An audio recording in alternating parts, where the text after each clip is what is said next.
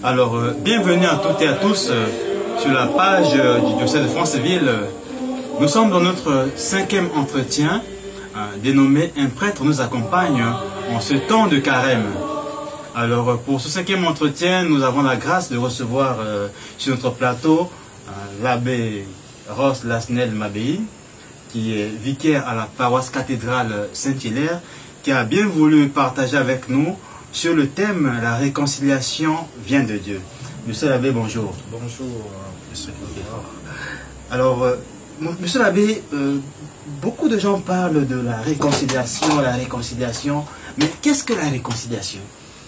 De prime abord, je vous dis merci. Merci pour cette initiative loyale et spirituelle de nourrir le peuple de Dieu durant ce temps de carême, ce temps d'entraînement à la marche vers Pâques. Alors, la réconciliation, déjà, il faut comprendre que c'est le rétablissement des liens brisés, c'est le fait de recoller, de reconstruire, de ranimer, de redonner un souffle nouveau à une relation déchirée. Voilà. Donc, la réconciliation, c'est l'agir de Dieu qui vient recoller sa grâce avec l'homme qui est perdu dans le péché. Voilà. Alors, donc, comme vous venez de dire, c'est-à-dire que c'est le rétablissement des liens brisés, c'est le fait de recoller, de reconstruire, de réanimer, redonner un souffle nouveau voilà, à une relation déchirée. Et, monsieur l'abbé, ça c'est un peu... C'est un niveau élevé, si je peux dire pour nous. Mais par rapport au catéchisme de l'Église catholique, que dit le catéchisme de l'Église catholique par rapport à la réconciliation? Bon, il faudrait déjà comprendre que le catéchisme de l'Église catholique, c'est le condensé même, c'est le guide de toute la doctrine de l'Église catholique romaine. Alors, la réconciliation est plus développée dans le catéchisme de l'Église catholique des numéros 1440 au numéro 1449. Et le catéchisme de l'Église catholique s'appuie sur la pensée de Saint Paul. Voilà. Et Saint Paul nous fait comprendre que la réconciliation, c'est la grâce de se détourner du mal, pour se tourner vers Dieu. Voilà, donc c'est la grâce de se dépouiller du vieil homme et de ses agissements pour revêtir l'homme nouveau. Donc, dans la réconciliation perçue selon le catéchisme de l'Église catholique, c'est Dieu qui redonne aux pécheurs la grâce de l'amour, la grâce de la sanctification, la grâce qui relève le pécheur de l'abîme de l'ombre de la mort. Donc, cette mort-là qui n'est que la conséquence du péché. Alors, pour le catéchisme de l'Église catholique, la réconciliation, c'est la flamme de l'espérance. Cette flamme-là qui brille de nouveau dans le cœur de l'homme qui se reconnaît pécheur. Et dans Matthieu chapitre 4, verset 16, nous voyons bien que on nous dit sur ceux qui demeuraient dans l'ombre des ténèbres, une lumière s'est levée. Donc, par la réconciliation, eh bien, Dieu restaure son alliance avec l'homme pécheur. L'homme se réapproprie l'état de grâce qu'il avait déjà depuis l'ordre de la création. Donc, la réconciliation, selon le catéchisme de l'Église catholique, c'est un mouvement, c'est une marche, c'est une force que Dieu nous donne à nouveau pour combattre notre propre péché. Et à travers la réconciliation, selon le catéchisme de l'Église catholique, l'homme retrouve toute sa dignité première d'enfant de Dieu. Merci mon père pour cet éclaircissement. Pour ceux qui nous suivent sur la page du diocèse de Franceville. Alors mon père, en ce temps de carême, qu'est-ce qui nous pousse à vouloir nous réconcilier avec nous-mêmes, avec les autres et avec Dieu? Bon, il faut déjà comprendre que tout désir, toute volonté de réconciliation vient de Dieu. Ça, c'est déjà le premier principe. Donc, c'est lui le moteur, c'est lui le stimulant de la réconciliation. Donc, Dieu est fidèle en son dessein d'amour dans chacune de nos vies. Même quand nous sommes poussés par le mauvais ou entraînés par son orgueil. Voilà. Donc, même lorsque nous abusons de notre liberté, au lieu de répondre par l'amour à l'amour de Dieu, Voilà, donc malgré cette privation que nous ne cessons de faire dans nos actions, dans nos paroles quotidiennes, eh bien, la fidélité de Dieu demeure. La fidélité de Dieu demeure en chacun d'entre nous. Donc, ce qui nous pousse à la réconciliation, c'est cette fidélité de l'amour de Dieu, voilà, qui est inscrit en chacun de nous depuis la création. Donc, c'est cette fidélité-là qui nous pousse à la ferme intention de s'engager avec toute notre intelligence pour changer quelque chose de nouveau en nous et pour tendre vers la réconciliation. Et Sainte Thérèse nous fait comprendre que sans la force de la fidélité à l'amour du Seigneur en nous, eh bien nos vies seraient insupportables. Donc c'est la réconciliation qui nous permet, qui nous pousse à aller vers les autres. C'est la réconciliation qui nous pousse à nous réconcilier d'abord avec nous-mêmes, avec Dieu, mais aussi avec nos frères et sœurs. Et nous voyons bien la parabole évangélique, la parabole évangélique des deux fils. Nous voyons bien que d'une manière ou d'autre, ces fils se sont éloignés du Père. Ces fils se sont éloignés du Père. Ils ont creusé un abîme entre eux et leur Père. Donc le refus de l'amour paternel de Dieu. Et nous voyons la richesse même, la profondeur spirituelle même de cette réconciliation d'abord avec soi-même, parce que nous voyons comment ce Père était fragilisé. Il n'était pas en paix avec soi-même, parce que ses enfants n'étaient pas là. Et nous voyons bien comment ce Père a été un Père riche en miséricorde. Il n'a pas fermé son cœur, à aucun de ses enfants. Il les attendait, il les cherchait, il les a accueillis avec joie dans la fête du pardon et de la réconciliation.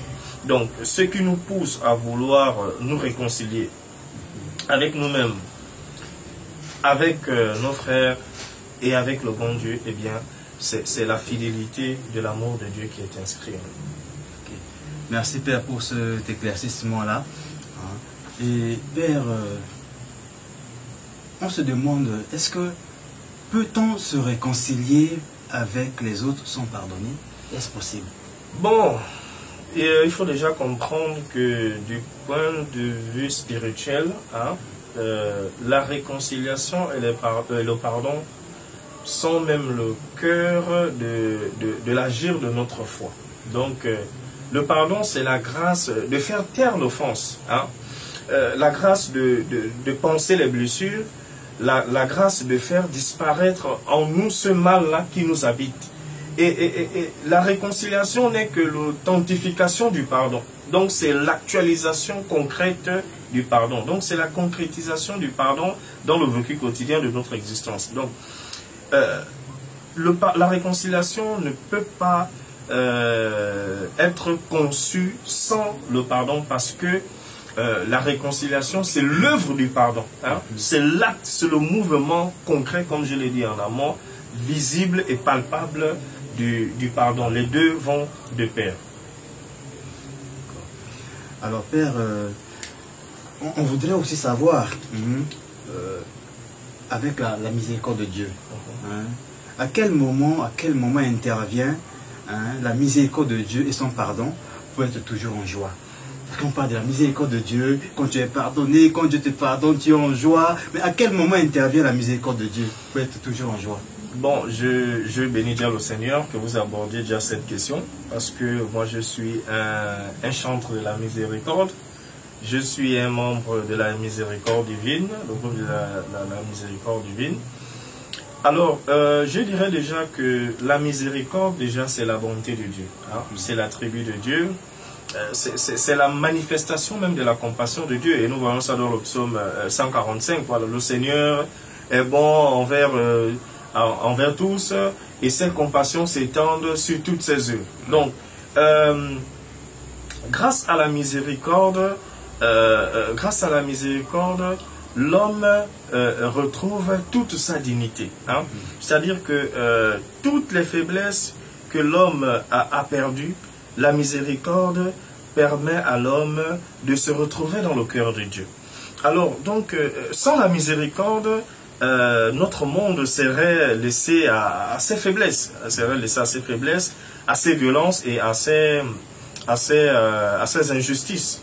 Donc, aujourd'hui, la miséricorde est vitale, vitale pour notre vie, vitale pour notre société, vitale pour nos familles, mais aussi vitale pour notre Église. Et nous sommes capables de recevoir la miséricorde, mais en même temps aussi nous sommes capables de donner la miséricorde à nos frères et sœurs. Alors, à votre question, je pourrais d'abord m'appuyer sur la pensée de Saint Augustin. Saint Augustin nous fait comprendre que Dieu qui t'a créé sans toi ne peut pas te sauver sans toi. Alors, donc la première étape d'abord, c'est de se mettre devant le miroir de la parole de Dieu. Hein? Pourquoi se mettre devant le miroir de la parole de Dieu? Parce que c'est lui qui nous parle et il nous montre le chemin à suivre. La deuxième étape, c'est le repenti. C'est-à-dire que lorsque l'homme est en face du mémoire de son péché, qu'il interpelle ce péché qu'il interpelle, et il prend de suite conscience sur son péché. Donc c'est l'étape du discernement. Voilà, donc il s'agit ici en fait de confronter, d'examiner et de regarder un peu sa propre vie, hein, pour voir, pas en la condamnant ou en la flagellant, mais en dissipant les ténèbres qui l'obscurcissent. Donc, et là, je verrai en fait s'il y a des abîmes qu'il va falloir combler dans ma vie pour tendre vers la réconciliation. Donc, c'est un travail de clarté et de lucidité spirituelle. Voilà. L'autre étape, c'est l'acceptation de notre finitude, c'est-à-dire quoi? Que lorsqu'on reconnaît que nous sommes des êtres finis, hein, c'est-à-dire que nous ne sommes pas éternels, hein, comme le dit un grand philosophe que j'aime beaucoup, Pascal, l'homme était un Rousseau, hein, le plus faible de la nature. Ou bien même dans la méditation du psaume 144, hein, où on nous fait comprendre que l'homme est semblable à un souffle. Voilà. Ces jours sont une ombre qui passe. Alors, donc, c'est-à-dire que reconnaître que nous sommes créés, nous sommes des êtres créés par un être supérieur, et qu'au-dessus de nous, il y a un être supérieur qui est Dieu. Alors, donc, c'est de remettre entièrement sa vie entre les mains de Dieu. Voilà, donc la dernière étape que je propose, c'est d'accepter de s'ouvrir à la grâce de Dieu. Voilà, d'accepter de s'ouvrir à la grâce de Dieu. Alors, il s'agit de quoi? Il s'agit de se laisser modeler et façonner par lui. Hein? Voilà, ce que le Seigneur attend de nous, c'est que nous laissions, hein, façonner par lui, façonner selon sa volonté, comme ces vases, comme ces vases fragiles face aux mains du potier. Donc, voilà un peu les différentes étapes qui nous permettent d'aboutir à la miséricorde et au pardon en demeurant dans la joie. Alors, Père, une dernière question, qui vient directement, c'est votre question à vous. Pour vous, Père, qu'est-ce que la réconciliation avec Dieu? Bon, de manière personnelle, tous nous sommes déjà concernés par ce désir de réconciliation. Hein? Donc c'est un parcours d'abord intérieur. La réconciliation d'abord est un parcours profond intérieur. Donc c'est un parcours qui nous rapproche du Seigneur. C'est un retour vers la chose essentielle. Hein, et cette chose essentielle n'est autre que l'acquisition de sa grâce. Donc pour moi, la réconciliation, c'est d'abord le désir de rechercher la grâce de Dieu. Et c'est cette grâce-là qui nous procurera la paix, la joie d'abord de s'aimer soi-même, la joie d'aimer Dieu et la joie d'aimer notre prochain.